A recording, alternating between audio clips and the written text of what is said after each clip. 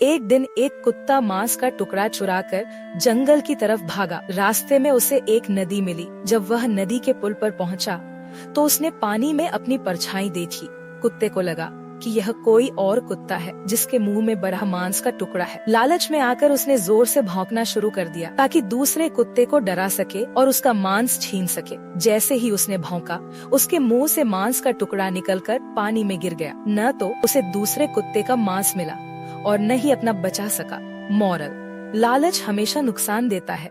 एक गांव में एक गरीब किसान रहता था जो बहुत मेहनत करता था। एक दिन उसे अपने खेतों में एक अजीब मुर्गी मिली जो सोने का अंडा देती थी।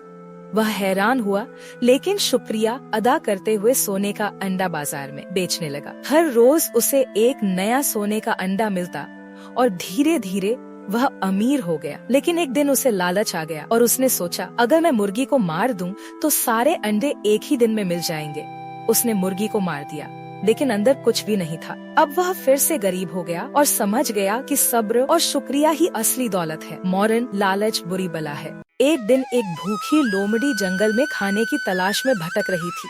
चलते चलते उसने एक अंगूर की बेल देखी जिस पर रस भरे अंगूर लटके हुए थे। लोमड़ी के मुंह में पानी आ गया। उसने कई बार कोशिश की, लेकिन हर बार नाकाम रही। थक हार कर लोमड़ी ने गुस्से से कहा, ये अंगूर तो खट्टे हैं, और वहाँ से चल दी। संदेश: जो चीज हासिल न हो सके उसे बुरा न कहें। एक गांव में एक चुड़ैल रहती थी जो छोटे बच्चों को उठाकर ले जाती थी। गांव वाले इससे बहुत परेशान थे। एक दिन एक बहादुर लड़का गांव में आया। उसने गांव वालों की हालत देखी और निश्चय किया कि वह इस चुड़ैल को हराकर गांव को शांति देगा।